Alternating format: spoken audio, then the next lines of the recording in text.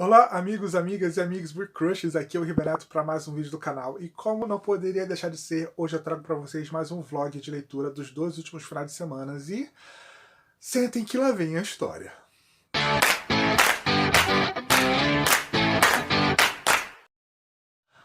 Olha, depois de dois vlogs em que eu li relativamente pouco, nesse vlog eu acabei compensando todo o atraso do meu mês de julho e agosto, e vocês vão perceber o fluxo de leituras que eu tive no decorrer desses dois últimos finais de semana. Então, por isso, se preparem, eu vou estar falando bastante e esse vlog não vai ser pequeno. Mas antes da gente começar, eu gostaria de perguntar se você já deixou o seu gostei aqui embaixo. Eu gosto sempre de lembrar que vocês deixando o gostei de vocês no início do vídeo, os algoritmos do YouTube compartilham o conteúdo do canal Book Crush para muitas pessoas, e como diz o ditado, em terra de algoritmo quem tem like é rei. Se você ainda não é inscrito no canal, seja muito bem-vindo, se torne Book Crusher, ative o sininho para estar sempre sabendo quando tem de novo por aqui. Lembrando também tem link de compra lá para a Amazon aqui embaixo da caixa de informações. Vocês comprando qualquer livro, qualquer produto através dos links de compra, eu recebo uma pequena comissão e vocês não estão pagando nada além por isso, além de, é claro, estar ajudando bastante esse pequeno produto de conteúdo nessa plataforma gigantesca que é o YouTube.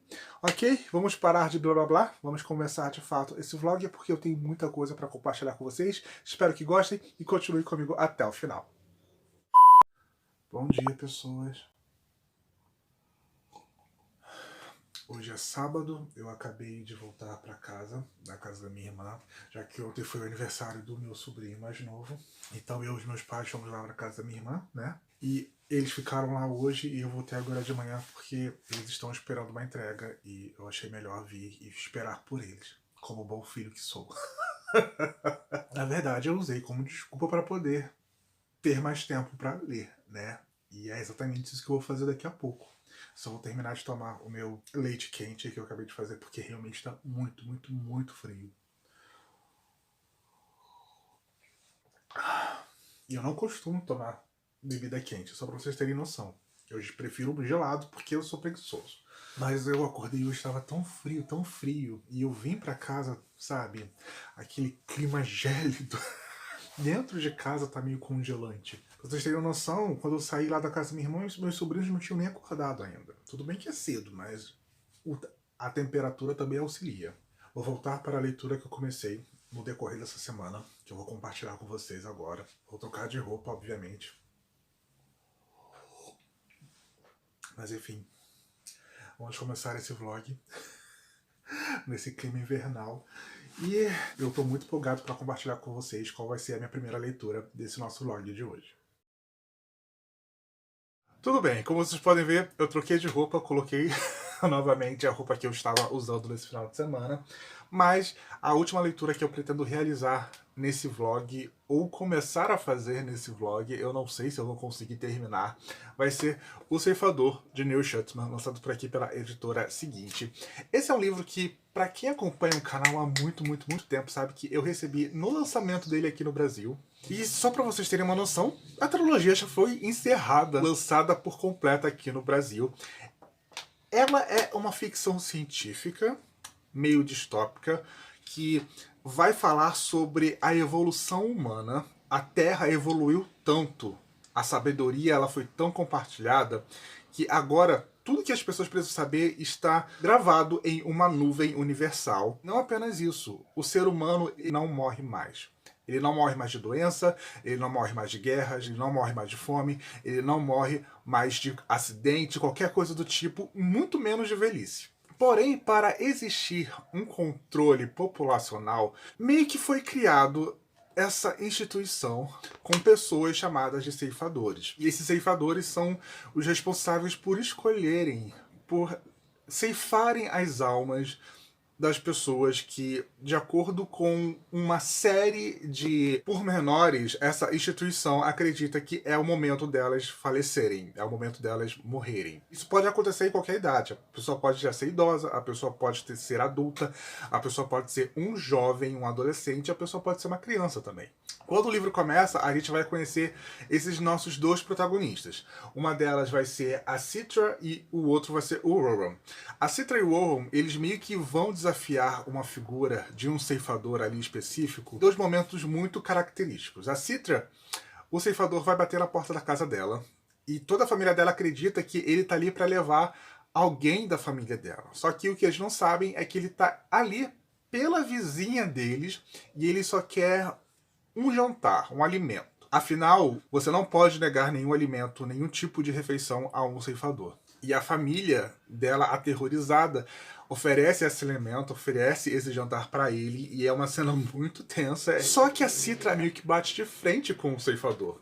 E isso chama muito a atenção desse homem, e ele fala que eles vão se encontrar novamente. Depois nós fomos levados para uma escola onde a gente vai conhecer o Warren, que é um dos muitos filhos dessa família enorme. Os pais não prestam muita atenção nele. E nisso que ele chega na escola, está esse ceifador que a gente viu com a Citra num dia anterior. E ele tá ali para levar um dos colegas de classe do Warren. E tem toda também uma situação muito tensa, porque é um rapaz jovem, um rapaz adolescente ali, se formando. E o Owen também enfrenta esse ceifador e fala que quer estar ali, né, do lado desse rapaz, que apesar deles não terem muito contato, ele se compadece com a situação do rapaz, porque está sendo levado por ser muito irresponsável no trânsito, por beber demais, então ele meio que se encaixa no padrão de uma pessoa que seria levada pela morte anteriormente e que agora o ceifador enxerga como uma alma em potencial a ser levada. Ele realmente bate de frente com o ceifador. Também chama bastante a atenção desse homem. Ele fala também que eles vão voltar a se encontrar, etc e tal. E esse é o começo da história, porque a gente basicamente sabe que nesses dois momentos, tanto a Citra quanto o Roran, eles chamaram a atenção desse ceifador para se tornarem ceifadores também. Fica mais do que claro, sabe? Pela forma como esse ceifador fala com eles. Mas como eu disse pra vocês, eu estou na página 40 ainda. Eu estou bem no comecinho do livro e eu quero saber pra onde essa história vai nos levar. Mas eu tô muito fascinado por esse universo que o Neil Schuttman está construindo. É meio macabro, é meio assustador, mas ainda assim é muito fascinante. Eu acho que eu leio esse livro rápido, até porque a diagramação dele é bem simples, tá vendo? É uma letra bem grande. E eu acho que eu consigo fazer a leitura desse livro rápido, os capítulos são no estalar de dedos. Assim que eu avançar mais, ou assim que eu terminar, eu volto aqui e converso com vocês sobre o que eu achei de O Ceifador. Mas eu estou com altas expectativas, deixa eu dizer pra vocês. Ok, estamos na hora do almoço e eu já passei de 1/3 da minha leitura de O Ceifador, do Neil Schuttman. E gente, ainda bem que eu estou lendo esse livro agora, no mês de agosto, porque se eu esperasse para ler esse livro em novembro, próximo ao Natal, eu acho que ia acontecer a mesma coisa que aconteceu com Fragmentados, que ia estar muito perto do Natal, ia ficar muito para baixo e eu ia deixar o livro parado na estante e eu não ia retornar nunca mais, porque o Neil Schuttman, ele é um cara, o que eu posso dizer sobre o Neil Schuttman? Ele é um cara que gosta de mexer com as emoções dos seus leitores pra baixo, sabe? Eu vou até pegar meu tripé pra conversar melhor com vocês, porque eu tenho muita coisa pra conversar, peraí. Pois então, como eu esperava, tanto a Citra quanto o Oban, eles são convidados pelo ceifador Faraway para se juntarem a ele e se tornarem aprendizes de ceifadores durante um ano, e no final desse ano ele vai escolher um dos dois para ser o seu aprendiz, o seu pupilo, por assim dizer. É uma função que nem o Rowell nem a Citra querem muito, mas eles não podem meio que negar um ceifador. Nesse período, eles vão descobrindo bastante sobre como o mundo ficou do jeito que está, como a consciência, a inteligência e toda a sabedoria humana foi arquivada nessa grande nuvem que é quem rege o mundo por inteiro nesse presente momento. Os ceifadores, eles são meio que instrumentos da nuvem, sabe? Mas quem rege por si só não é um presidente, não é um rei, não é um primeiro-ministro, é a própria nuvem que cuida do planeta inteiro. A gente percebe que tem algumas questões assim que são meio estranhas. Não que o Neil Schuttman não esteja explicando isso bem, mas no sentido da gente desconfiar dessa sociedade, dessa dita utopia que eles vivem aqui no universo do Ceifador. Até que eles são meio que introduzidos para o conselho dos ceifadores para fazerem avaliações, para saber se eles estão aptos a passar pela primeira etapa, né, de serem um aprendiz de ceifador. E nisso eles vão acabar descobrindo também que existem muitas questões políticas dentro desse conselho dos ceifadores e que nem todos os ceifadores seguem as normas da forma como elas foram escritas, que alguns burlam essas normas em ganho próprio. E existe um grupo muito perigoso que está surgindo nessa história. E eles fazem coisas horríveis, horríveis de verdade. Algumas coisas são extremamente sádicas. Alguns momentos aqui são verdadeiras chacinas que eles cometem. Quando eles são apresentados no livro, é uma cena super chocante e já dá o tom de quem são eles. E eles têm essa rixa com o Faraday, né, que é o tutor tanto da Citra quanto do Rowan. E eles meio que vão pra cima da Citra do Rowan nesse conselho. E tudo dá errado, tudo dá errado. Eu não vou entrar em detalhes porque isso seria obviamente spoiler, mas tudo dá errado. E agora a gente chegou no momento, eu tô na parte 3, se eu não me engano, isso, a Velha Guarda e a Nova Ordem, em que os caminhos da Citra e do Rowan vão mudar completamente. E o que acabou de acontecer me quebrou totalmente, de verdade. Eu não esperava que fosse acontecer, e aconteceu, e eu tô sem chão. Eu tô totalmente sem chão, eu tô na página 184, totalmente sem chão. E eu vou dar essa pausa para almoçar, para descansar um pouco, para depois retomar a leitura de O Ceifador, mas... Neil Shutman, você gosta de fazer os seus leitores sofrerem, é isso que eu posso dizer. Então, são 10 horas da noite, nesse exato momento, e eu acabei de ler O Ceifador. O que foi esse livro, gente? Eu tenho muita coisa para processar de tudo que aconteceu desse livro. Se eu achava que aquele plot twist, quando começa a parte 3, já era muita coisa, eu tava sendo muito inocente, porque ia ter pedrada atrás de pedrada depois daquela página. Gente... eu nem consigo processar direito toda a montanha-russa emocional que foi essa leitura de O Ceifador. Quando eu passei da metade, eu fiquei tão vidrado que eu não vi a hora passar. Enfim, amanhã de manhã eu acordo e converso com vocês sobre O Ceifador. Eu preciso processar esse livro. Essa é a grande verdade. Eu preciso processar tudo o que aconteceu nesse livro aqui. Bom dia, aqui estamos nós em mais um domingo de chuva. Estou reclamando, é claro que não. Mas como eu havia prometido para vocês, eu vim aqui para conversar sobre O Ceifador, do Neil Shutman, lançado pela editora seguinte. E antes de eu, de fato, começar a falar da minha experiência total com o livro, ontem de noite, quando eu terminei de ler ele, eu fui atrás de fanarts dos personagens, etc e tal.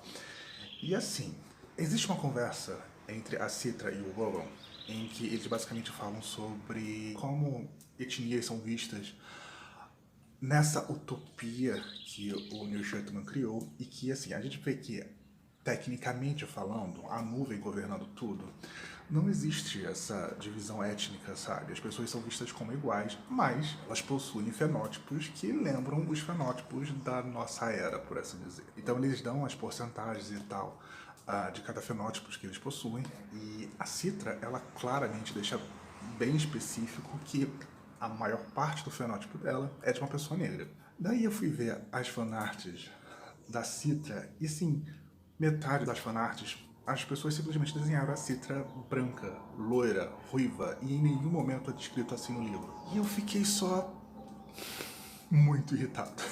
Pois sério, até eu, que sou uma negação em matemática, em exatas, eu sei ler uma tabela simples de porcentagem. Então é meio difícil você não levar isso de uma forma meio pessoal, entendeu? É porque se o livro não tivesse deixado isso especificado na própria narrativa, existiria até essa desculpa, sabe? Mas o livro deixa. E o que é mais complicado é justamente isso, sabe? Eu acho que dá até pra puxar um pouco com o subtexto da história do Ceifador. Porque, como eu falei pra vocês, né, essa é uma história onde, tecnicamente, a morte não existe. Ela só vai existir através da ceifa, né, dos ceifadores, que eles são um braço independente da nuvem que governa nesse futuro distante.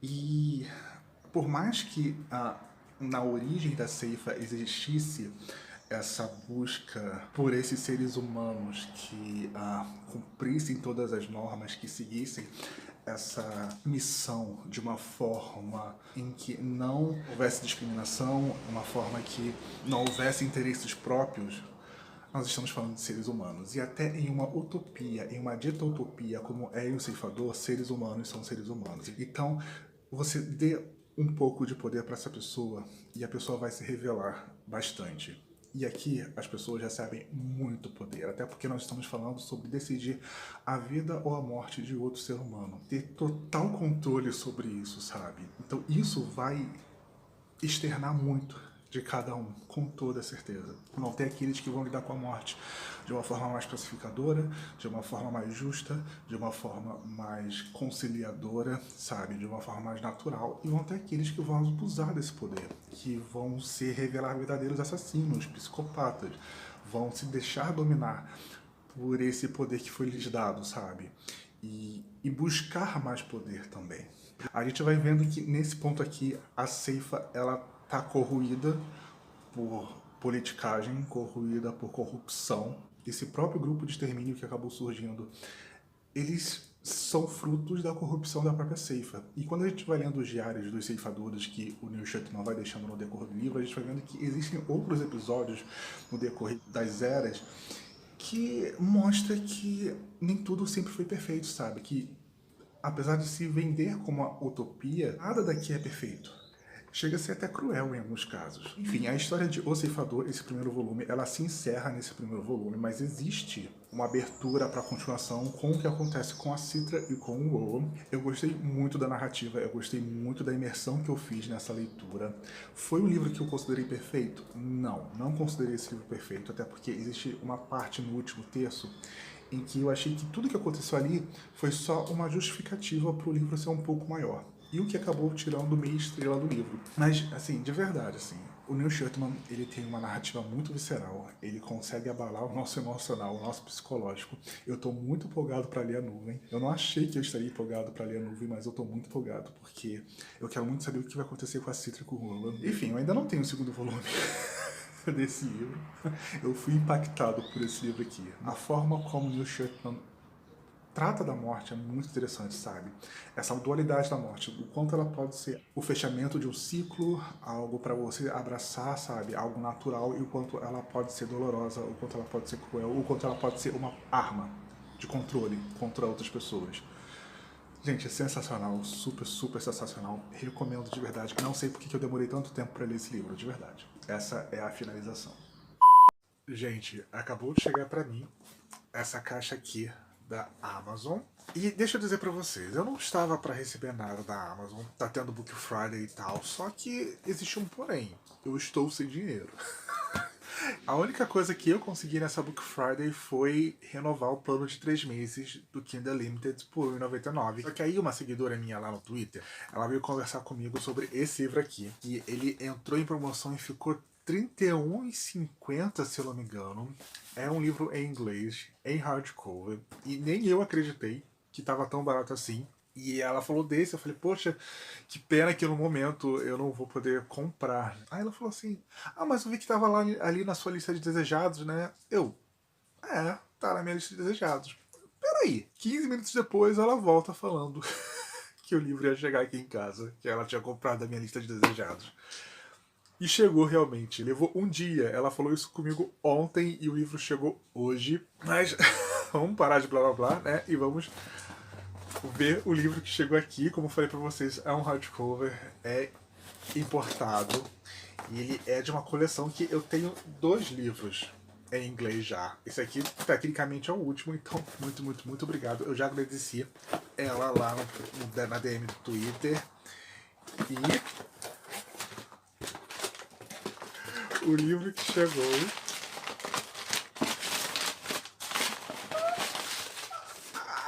foi o Anyway, The Wild Blows, o terceiro e último volume da trilogia do Simon Snow, em capa dura. Gente, vocês sabem que eu ganhei o terceiro em português dos meus amigos no ano passado, né? E agora eu também tenho o terceiro em inglês. Ele é meio aveludado e tem alto relevo e verniz localizado. Não sei se vocês vão conseguir ver, olha. Tem verniz localizado e alto relevo na capa. Essa aqui é a lombada. Eu gosto muito da lombada americana porque eles formam desenhos, tá vendo? Meu segundo da edição britânica, então ele é meio diferente a lombada. Não combina, mas enfim, é da mesma pessoa que ilustra, então não tem tanta diferença assim. Por dentro, gente, por dentro ele é lindo. Vem com essa impressão aqui, em branco, de uma cabra alada, assim como vem escrito aqui em branco também. Mas olha só essa folha de guarda, gente, que coisa maravilhosa. Por trás é a mesma coisa. Ele vem com as ilustrações também. Enfim, muito obrigado por ter me dado o Anyway The White Blows, a capa completa do livro. Agora eu tenho, né, os 3 livros em inglês da série do Samuel Snow e 2 livros em português da série do Samuel Snow. Como vocês sabem, eu gosto muito desse universo que a Rainbow Rowell acabou criando.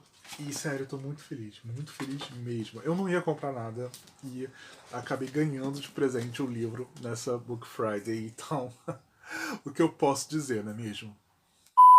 Nossa, tá escuro, né, essa imagem. Mas não estamos de noite, na verdade nós estamos em pleno sábado de manhã. É que o tempo tá muito fechado, acho que vai cair um super temporal daqui a pouco. Não sei, né? Mas eu vim aqui nessa nossa primeira entrada desse final de semana para conversar sobre o meu saldo da Book Friday, da Amazon, que acabou rolando nessa semana que passou. E como eu falei para vocês no nosso unboxing que vocês viram antes dessa entrada, eu não estava com dinheiro para fazer compra nenhuma. Porém, a Amazon meio que me ajudou, a Amazon e as editoras também. Em primeiro lugar, porque eu consegui o plano de 3 meses por R$ 1,99 e tecnicamente essa foi a minha única compra. Porém, as editoras colocaram muitos livros gratuitos lá na Amazon. E eu, como bom descontrolado que sou, o que eu fiz? Eu praticamente fui baixando tudo. O primeiro deles foi o Espere por Mim, da Mariana Zapata. Da Mariana eu acabei já lendo A Muralha de Winnipeg e eu, faz muito tempo. Eu gostei muito, mas era um livro muito extenso. E ela é a rainha do slow burn, o que significa que os personagens demoram, eles levam o seu tempo para ficarem juntos, sabe? Então, isso me bate uma pequena preguicinha, mas eu quero muito ler outras coisas da autora, eu quero ler o Lukov, que tá no hype aí, mas a editora Charme acabou deixando o Espere por Mim de graça nesse período da Book Friday e eu acabei pegando. Da editora Arqueiro, um que eu consegui de graça foi o Ventos de Mudança, da Beverly Jenkins, que é um romance de época que se passa, se eu não me engano, durante o período da Guerra de Sucessão, ou um pouco depois, com essa protagonista que ela é professora, e ela é negra e vive no sul dos Estados Unidos. A Beverly Jenkins é simplesmente uma das autoras mais famosas do gênero, e eu queria muito conhecer, já estava na minha lista de desejados há muito tempo, e como eles colocaram de forma gratuita durante a Book Friday, eu consegui pegar e tá aqui no meu Kindle. Também da editora Arqueiro e também romance de época foi um livro da Julia Quinn, Uma Dama Fora dos Padrões. Esse é o primeiro volume da série dos Huckabees. Se eu não me engano, é a série prequel dos Bridgertons, que tem adaptação na Netflix. Estava de graça também durante a Book Friday. Eu fiquei bastante surpreso, porque não apenas esse livro da Julia Quinn estava de graça, mas também um outro que vou mostrar aqui para vocês, que é o Splendida, primeiro volume da série Damas Rebeldes. Esse, se eu não me engano, é um dos mais recentes que acabou saindo aqui no Brasil, da Julia Quinn, e também estava de graça nessa promoção. Eu sei pouquíssimo sobre esse livro, sendo bem sincero, mas é aquilo, né? Julia Quinn estava de graça, acabei que fui lá e peguei. Da HarperCollins eu peguei Quanta Coisa Pode Estar Logo Ali, da Lola Salgado. Esse é um livro nacional e tudo que eu sei é que ele é um jovem adulto. Ele foi lançado no ano passado, eu me lembro do lançamento dele no ano passado, e acabou entrando também nessa promoção dos livros gratuitos da Book Friday. Não sei nada, só conhecia pela capa e pela autora. Também peguei da Arqueiro A Espiã da Realeza, de Rhys Bowen. Ele é um cozy mystery que vai se passar na década de 30. O único cozy mystery que eu já li na vida foi Os Mistérios de Heather Wells. E basicamente é Meg Cabot, né? Eu li por ser Meg Cabot e não por ser um cozy mystery. Então é um gênero meio que novo para mim e que está sendo trazido aqui para o Brasil agora. E outro cozy mystery que a Arqueiro também trouxe e disponibilizou de graça e foi o Maisie Dobbs, da Jacqueline Whisper. É também uma história de época que vai se passar em Londres. Eles vão fazer meio que como uns romances da atualidade, né? Criar uma série só para esses títulos, pelo que eu percebi do plano de ação deles, e eles acabaram disponibilizando também esse primeiro volume da série da Jacqueline Whisper. O último da Arqueiro que eu consegui durante a promoção foi O Pequeno Café de Copenhagen, da Julie Kaplan, que esse sim faz parte daquela série de romances contemporâneos que eles estão lançando. Eu ainda não li nenhum dessa série que eles publicaram aqui no Brasil, mas eles acabaram disponibilizando O Pequeno Café de Copenhagen, que tem uma capa também bem bonitinha. Algumas HQs também entraram nessa promoção da Book Friday e eu consegui pegar o primeiro volume de Dead Class, que é de... Nossa, que nome pequeno. Esse é o primeiro volume, 1987, Villiers de Regan. E eu sei que teve adaptação, eu ainda não assisti a adaptação, mas eu consegui o primeiro volume e, se eu não me engano, quem disponibilizou foi a editora Devir.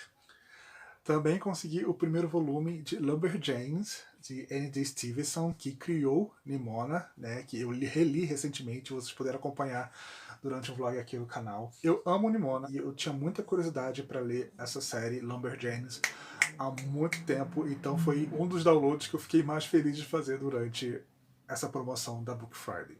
A última HQ que eu consegui pegar nessa Book Friday foi O Dia Gigante, volume 1, de John Allison, se eu não me engano. É uma série de HQs bem extensinha, mas eu tinha bastante curiosidade, eu acho essas capas bem bonitinhas, bem chamativas. Enfim, quando eu ler, eu converso aqui com vocês sobre o que eu achei de Dia Gigante, mas foi apenas isso que eu acabei conseguindo de graça lá na Amazon e enchendo o meu Kindle. Enfim, vamos de mais um mukbang.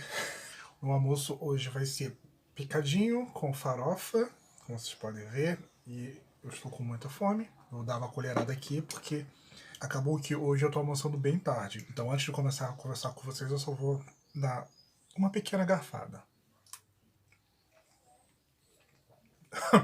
É sobre isso.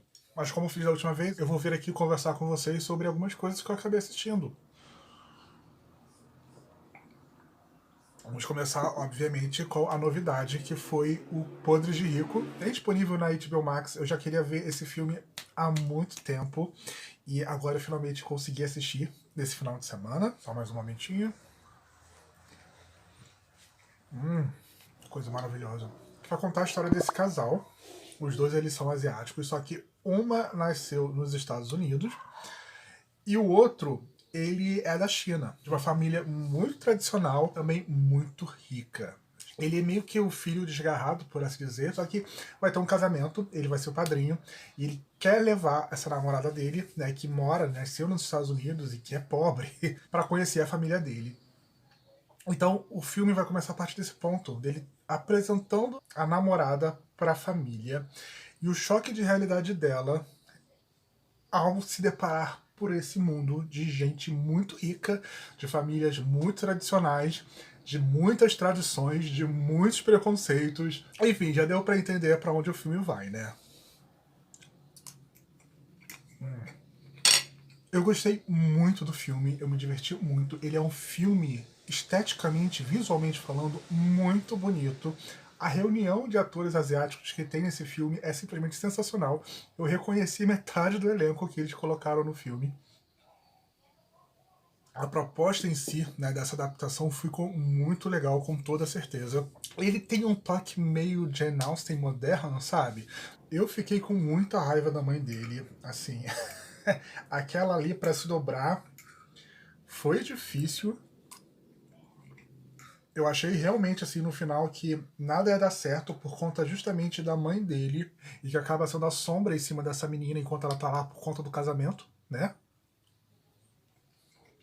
Mas assim, gente, é muito fofo, é muito divertido. Eu nem vi as horas passando enquanto estava assistindo o filme. Essa farofa aqui tá muito boa. E no final, o que aconteceu? O que aconteceu? Sim, eu chorei.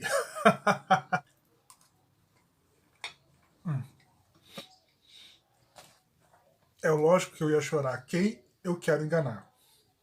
Eu me lembro que na época se falou sobre continuação. A série da qual o filme adapta tem 3 livros, então provavelmente poderiam sair mais uma ou 2 continuações. Mas aí veio pandemia e nunca mais se falou sobre nada, e agora tá esse novo diretor da Warner que tá simplesmente cancelando projetos de filmes já prontos, né? Não vamos falar sobre essa pequena frustração. Mas enfim, esse foi o primeiro filme que eu assisti hoje. Depois eu peguei pra ver uma filmagem profissional de musical que eu gosto muito, só que fazia um bom tempo que eu não assistia de novo, acho que uns 2 anos já. Mas o que me levou a ver esse musical de novo? Porque eu consegui 3 meses de graça no Spotify.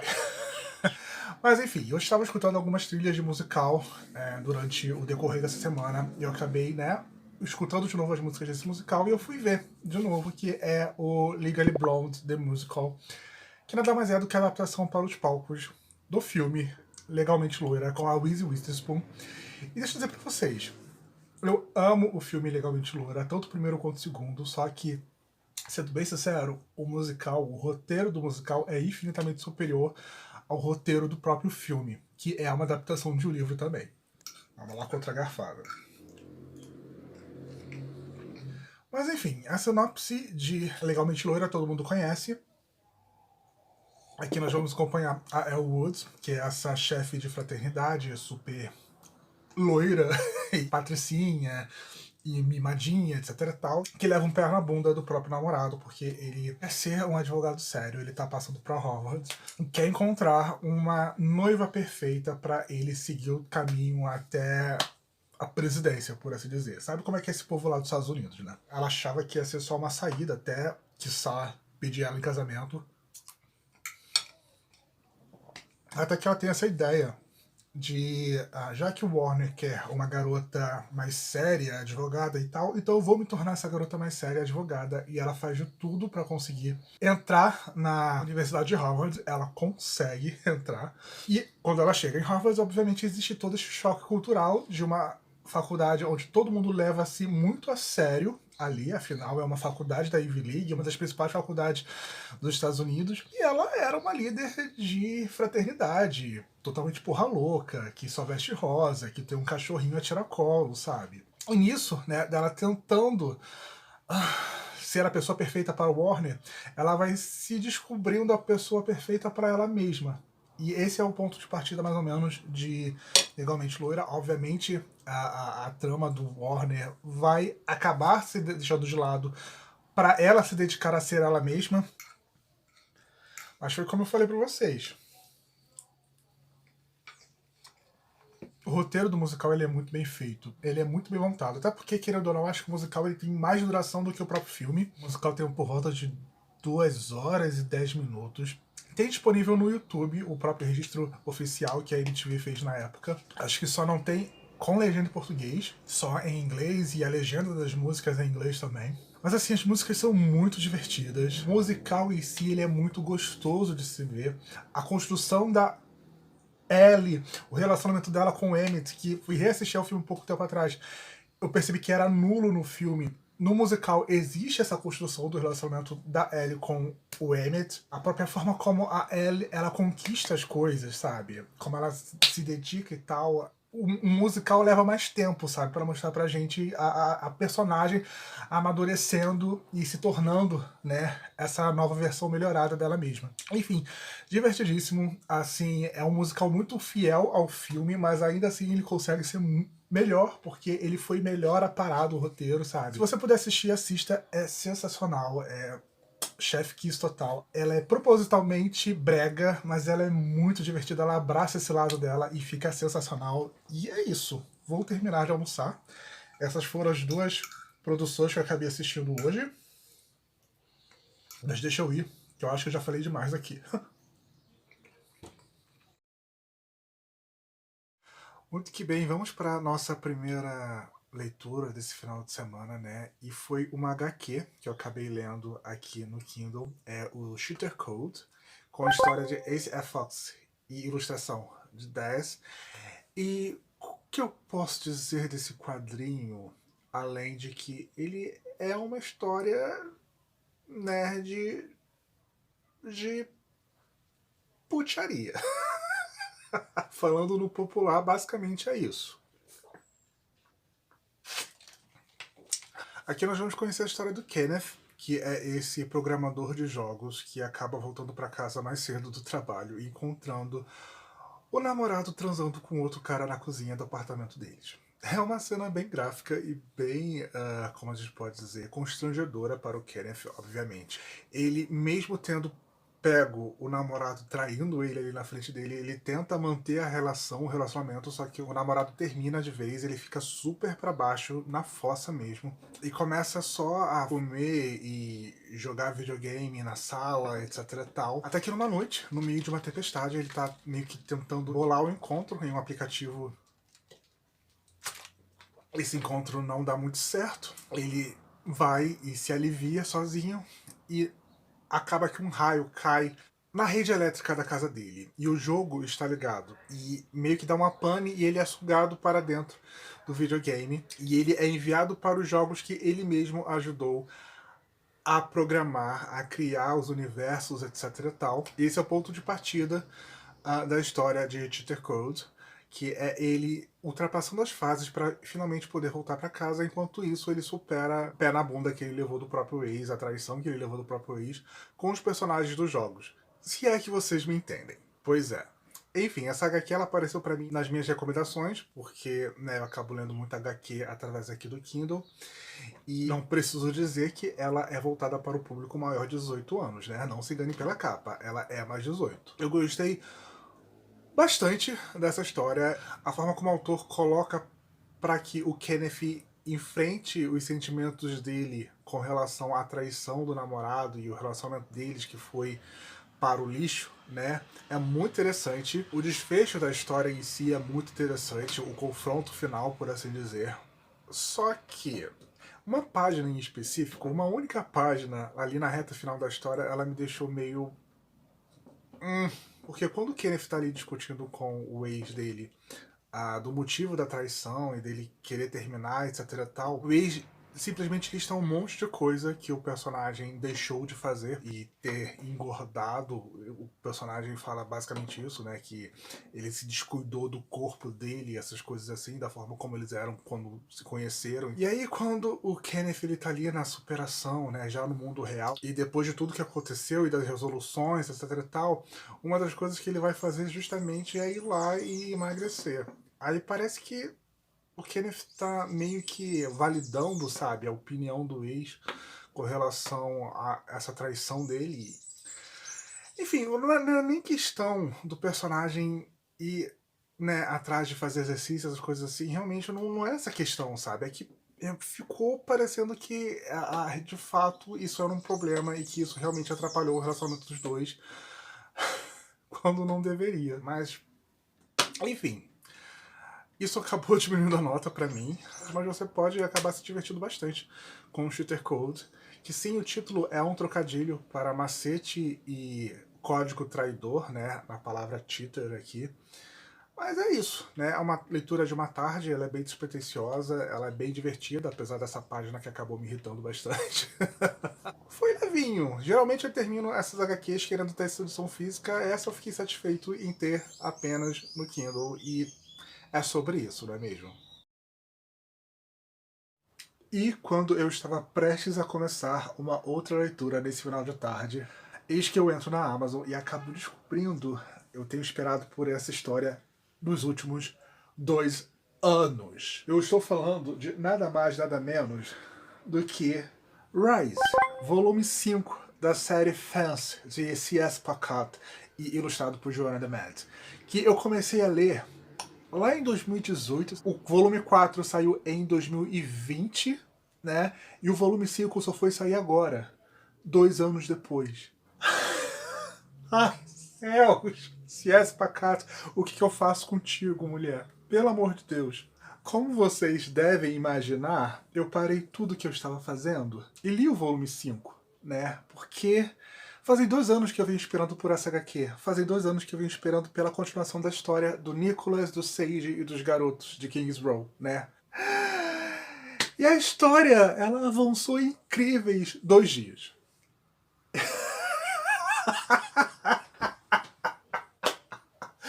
Estou à beira de, como dizem os jovens, coringar.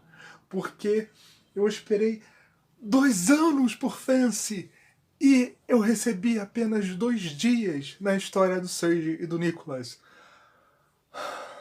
Basicamente aqui nós vamos ter Os rapazes sendo convidados para participarem de um acampamento de esgrima junto com outras escolas de topo, de elite da esgrima ali. É a primeira vez que os rapazes de Kings Row são convidados para esse acampamento. São 4 dias que eles vão passar nesse acampamento e lá eles vão ser desafiados a melhorarem, principalmente o Nicholas. Talvez a grande revelação que vai ter aqui nesse volume é com relação ao relacionamento do Sage com o seu arqui-inimigo, que é o Costa, que a gente sabe desde o primeiro momento que é o meu irmão do Nicholas, só que não sabe disso, já que o Nicholas é filho fora do casamento do pai do Costa. Só o Nicholas sabe disso, as outras pessoas não sabem, mas a gente acaba descobrindo que essa relação bélica que o Sage tem com esse rapaz vem de uma outra questão, além da esgrima, que, sendo bem sincero, gente, eu desconfiava disso desde o primeiro momento. Assim como a gente sabe que, em algum ponto dessa história, o Sage e o Nicholas vão ficar juntos. Só que, como eu falei pra vocês, eu esperei por 2 anos e eu recebi 2 dias dessa história. Não é apenas uma questão de slow burn, é de slow plot também. A gente vai recebendo migalhas da C.S. Pacato. E eu não sei quando vai sair o próximo volume. Termina de um jeito super, ai, que fofinho, mas eu não sei quando vai ter o próximo volume. Porque esse aqui levou 2 anos. Quanto tempo vai levar o próximo? Enfim, é uma relação totalmente tóxica que eu tenho com o Fence, porque começou muito bem, né, a gente tendo volumes mensais, mas aí quando começou a ser um build-up, né, com mais páginas, aumentou o tempo de espera entre as edições e esse tempo de espera tá me quebrando. Essa é a grande questão, tá me quebrando. Mas eu sou apaixonado por esses personagens, eu sou apaixonado por esse universo. Sou extremamente cadelinha desse universo. E eu fico esperando pelo momento em que Nicholas e Sage finalmente vão. Pois é, né? E é isso. Foi feito de trouxa depois de 2 anos. Vou esperar mais 2 anos para ser feito de trouxa novamente. Muito bom dia, amigos. Estamos aqui nessa plena manhã de domingo, porque eu vou começar a leitura que eu ia começar ontem, mas acabou que Fence passou pela frente, né, e tomou o lugar, mas finalmente eu tirei esse livro da estante para ler. Eu estou falando de Se Liga, Danny Brown, de Talia Hibbert, lançado por aqui pela editora Paralela. Esse livro é a continuação de Acorda pra Vida, Chloe Brown, que eu li no ano passado, e que se tornou um dos meus favoritos do ano passado. E aqui nós vamos ter a irmã do meio da Chloe Brown, no caso a Danny Brown, que é uma professora universitária bissexual, que acabou de terminar com a namorada por conta dela priorizar mais o trabalho do que o relacionamento delas, e elas eram amigas antes de acabarem se envolvendo, e isso acabou afetando bastante as perspectivas da própria Danny Brown, né? Ela não quer demonstrar, mas ela acabou ficando muito sentida com isso,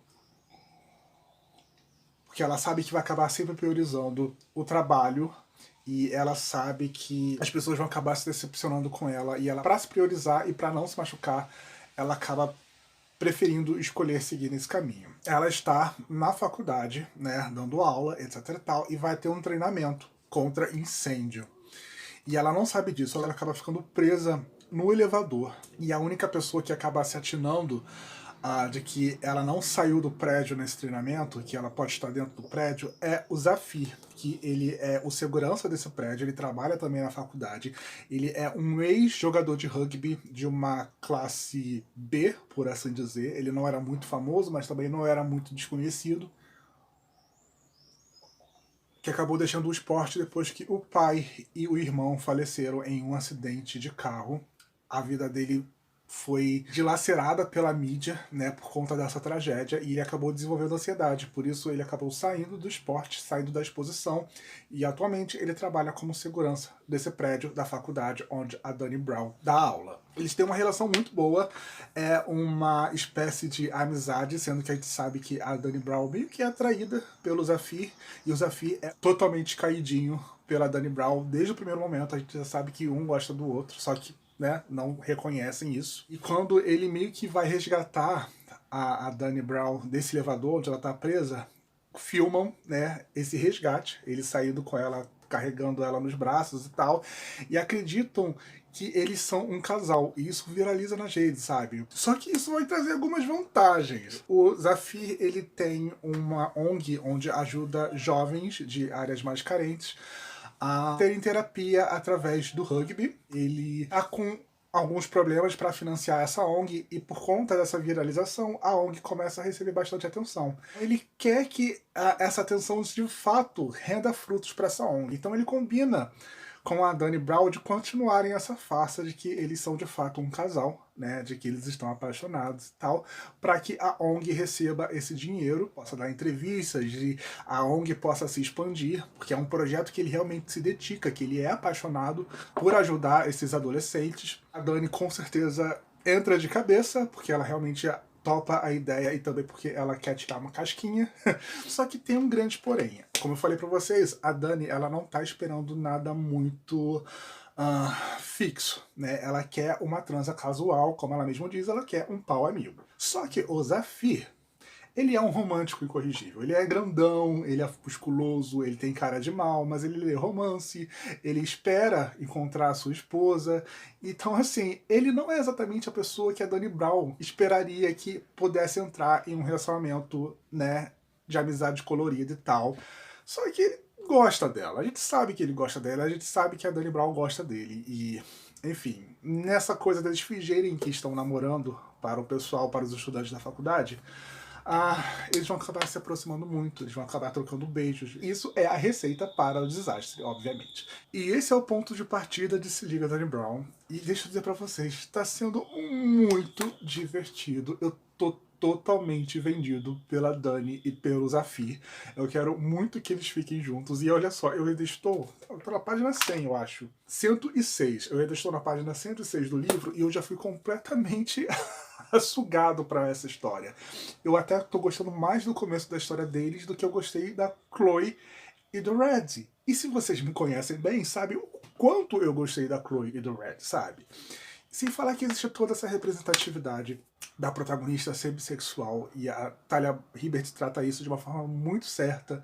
Ai, gente, tá muito adorável, tá muito gostoso, tá muito divertido, e eu espero que eu vá terminar esse livro ainda hoje. Eu realmente acho que eu consigo terminar esse livro ainda hoje. Mas tá, ó, tá sendo Chef Kiss até o momento, e não sei porque eu demorei tanto pra ler Se Liga Dani Brown, sendo bem sincero. Então, eu vim aqui pra frente para continuar a minha leitura de Se Liga Dani Brown. E, como eu falei antes pra vocês, eu já estou completamente cadelizado por esse casal. Tanto pela Dani quanto pelo Zafir, né, que são os protagonistas. E o mais legal que a gente percebe nessa série da Talia Hibbert é que, além das mocinhas, das protagonistas, elas serem mulheres gordas. O Redford, o primeiro, ele sim era um pintor, né? Mas o trabalho usual dele era ser zelador do prédio da Chloe Brown. É assim que eles se conhecem, ele sendo o zelador do prédio dela. A mesma coisa aqui com o Zafir.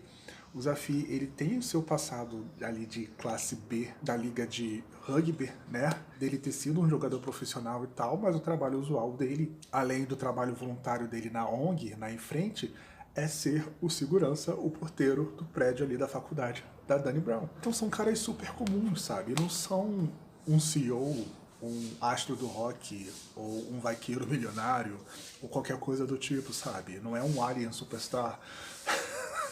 Referências. Uma breve mudança de cenário no meio do vlog, porque enquanto eu tava, né, divagando sobre Dani Brown, a vizinha começou a varrer lá na frente, fazendo uma barulheira, e achei melhor entrar dentro de casa para terminar o meu raciocínio. Mas como eu tava dizendo, os caras, os protagonistas, eles são pessoas comuns, eles não são super milionários com dinheiro esbanjando, essas coisas do tipo. Muito pelo contrário, o Zafir, ele entra nessa coisa de fake dating com a Dani Brown justamente para financiar a ONG dele, porque ele não tem dinheiro para financiar a ONG, sabe? Ele precisa desenvolver essa ONG, mas ele não tá com a grana sobrando. Ele é um segurança. Eu acho isso muito legal, porque é muito pé no chão, sabe? É muito crível, não é aquela coisa idealizada e até meio absurda que a gente acaba encontrando em romance, sabe? É algo muito comum. Eu acho que é por isso que eu acabo me conectando tanto com as narrativas da Talia Hibbert. Tudo bem que em Wrap Up in You o interesse amoroso da protagonista, o melhor amigo dela, era um astro, uma celebridade, né, um ator. Afinal, aquela novela ali basicamente era quase uma fanfic de Chris Evans. Mas na trilogia das Irmãs Brown é muito pé no chão. E eu acho isso sensacional. E eu acho que por isso que eu me conecto tanto com esses personagens. E, ai, gente, sério. Deixa eu voltar para minha leitura, porque eu quero terminar essa leitura ainda hoje. E nessa tarde gélida de domingo, eu terminei a minha leitura de Se Liga Danny Brown, da Talia Hibbert, lançado pela editora Paralela aqui no Brasil. E o que eu posso dizer pra vocês além de que eu estou completamente apaixonado por esses personagens e por essa história? E o que eu posso dizer nesse exato momento sobre esse livro aqui é que Talia Hibbert simplesmente se tornou uma das minhas autoras favoritas no meu terceiro contato com ela. Eu não deveria ter subestimado ela depois de Chloe Brown e de Wrap Up in You, mas ela mais uma vez me cativou, me conquistou. Ela consegue escrever personagens carismáticos que você torce para eles ficarem juntos desde o primeiro momento em que Dani e o Zafir têm esse primeiro contato, a gente torce para eles ficarem juntos. A tensão sexual ao redor deles é muito boa e é muito incrível, você sente ali nas cenas em que eles interagem. Mesmo sendo em terceira pessoa, é uma leitura muito fluida, a gente vai passando os capítulos de uma forma super natural, em um piscar de olhos, e olha que a Talia Hibbert, ela gosta de uns capítulos bem grandes, sabe? Uns capítulos de 20 páginas por aí, mas a gente consegue ser emergido nessa narrativa de uma forma muito natural, porque a gente compra essa história desde o primeiro momento. A gente vai entender por que a Dani, ela meio que criou essas barreiras ao redor de si, para não ter um relacionamento tão duradouro assim, e que ela acaba preferindo o trabalho do que relacionamentos, e isso tem a ver com o primeiro namorado sério dela e como isso a afetou. O próprio Zafir, na construção da ansiedade dele, como ele desenvolveu essa ansiedade por conta da superexposição que o acidente do pai e do irmão causou na carreira dele lá no rugby. E por conta disso ele acabou desenvolvendo essa ansiedade que afeta ele em determinados momentos aqui. A construção da família do Zafir, que é uma família paquistanesa e tal. A Talia Hibbert, ela sabe falar de assuntos sensíveis como ninguém. Ela realmente desenvolve isso nos personagens de uma forma extremamente respeitosa, de uma forma muito bem estudada, muito bem pesquisada. A gente vê que ela pesquisou bastante para ela inserir essas características dos personagens e alguns assuntos que ela vai acabar abordando por aqui também. É muito legal ver esse contraste entre a Dani e o Zafir, já que o Zafir é o cara romântico da relação. O Zafir é o cara que lê livros de romance. O Zafir é o bom gigante amigo, por assim dizer. Ele tem aquela cara de mal, mas ele é basicamente um filhotinho. Enquanto a Dani, ela é esse mulherão, sabe? A Dani é a mulher muito segura com o seu próprio sexo, que tá ali e tá apertando os botões do Zafir. Enfim, é uma relação super legal, super divertida de se acompanhar nas suas diferenças, mas também nas suas completudes, né? Porque um acaba completando o outro, um acaba apoiando o outro, porque antes de tudo, no começo de tudo, desse relacionamento deles, eles são amigos, eles se importam um com o outro. Eu acho que isso é que transforma tudo que tá aqui em um sabor muito mais especial. Eu não vou mentir para vocês, Dani Brown aumentou e muito as minhas expectativas para Eve Brown, que é o terceiro e último volume da trilogia das Irmãs Brown, com a irmã mais nova da Dani e da Chloe. E olha que já estava bem grande antes de eu ler Dani Brown. Depois de Dani Brown, estão maiores ainda. Minha única reclamação é que eu queria que as Irmãs Brown elas aparecessem mais, mas isso já é uma característica que a gente vem acompanhando desde o Chloe Brown mesmo, né? Elas participam, mas nem tanto. A história é de fato da protagonista ali. O personagem da avó delas é sensacional. E sinceramente, é isso. Vão ler essa trilogia. Se você não gostou de Chloe Brown, aposte em Dani Brown, porque mesmo eu que amei Chloe Brown, eu me apaixonei por completo por Dani Brown. Eu acho que esse segundo volume é até melhor do que o primeiro. Olhem só o que eu tô dizendo pra vocês. Essa é uma trilogia super carismática, com personagens muito marcantes e, assim, de verdade, Talia Hibbert entrou no meu hall de autoras favoritas, com toda certeza. Eu quero ler tudo que ela já escreveu até agora. E olha que eu já vi na Amazon que é coisa pra caramba. Enfim, 5 estrelas, mais um favorito desse ano de 2022 e, mais uma vez, não sei por que eu demorei tanto para ler esse segundo volume, porque foi sensacional. Foi uma experiência assim, que me aqueceu nessa tarde fria de domingo. E quando menos eu esperava, acabou chegando para mim um livro do grupo Companhia das Letras e foi muito rápido, de verdade. O e-mail veio para mim ontem de manhã E hoje já estava chegando aqui para mim, aqui em casa, foi uma entrega super rápida. E é um lançamento, se eu não me engano, o livro foi lançado literalmente ontem. E é a primeira vez que eu recebo um livro desse selo, no decorrer dessa parceria. Vamos abrir rapidinho aqui.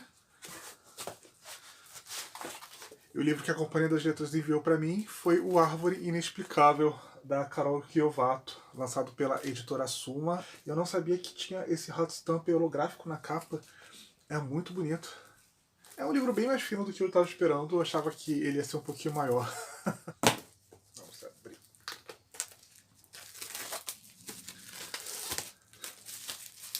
Como falei para vocês, eu geralmente não costumo receber livro da Suma, dessa parceria, mas dessa vez eles me mandaram. Até porque é um livro nacional. Gente, olha só que legal como é a contraguarda do livro. Tem um mapa da cidade de São Paulo. Aqui atrás também tem.